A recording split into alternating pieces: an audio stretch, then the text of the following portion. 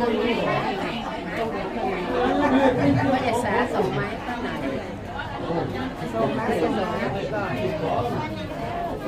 บอกที่แง่หล่นทีจะที่เข้าใจเขา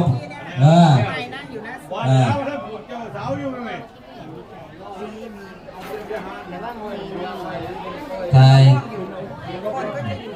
นิพนธ์คนเดินนองเลยพี่ไอ้เด่นน่ะมา